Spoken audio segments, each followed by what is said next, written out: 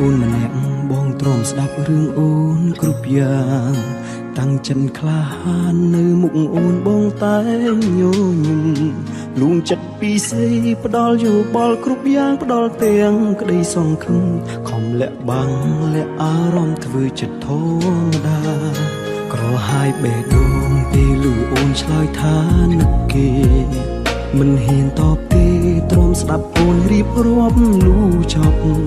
ទឹកភ្នែកបងហូរអួលដើមក៏ប្រាប់អូនគុំព្រួយឆ្លើយបន់លប់អូននឹងជួបប្រុសម្នាក់នោះនៅថ្ងៃណាមួយ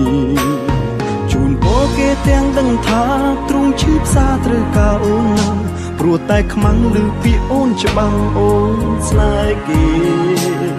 រូបបងអូនគ្មានអារម្មណ៍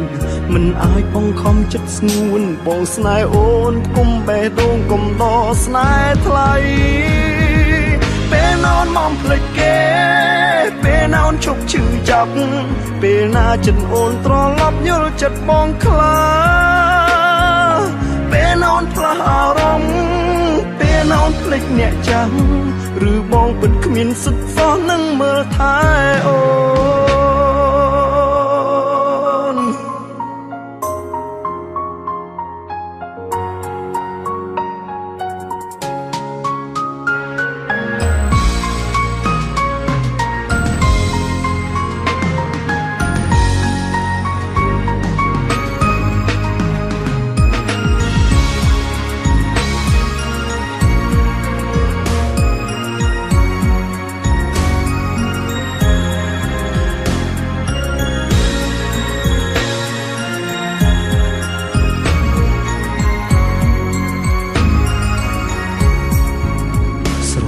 អូនម្នាក់បងទ្រាំស្ដាប់រឿងអូនគ្រប់យ៉ាង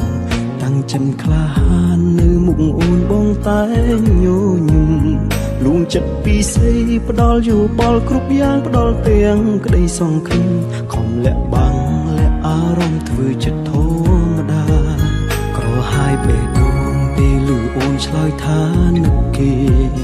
មិនហ៊ានតបទេទ្រាំស្ដាប់អូនរៀបរាប់លូចប់ទឹកភ្នែកបងហូរអួលដើមក៏ប្រាប់អូនគុំព្រួយឆ្លើយបន់លប់អូននឹងជួបប្រុសម្នាក់នោះនៅថ្ងៃណា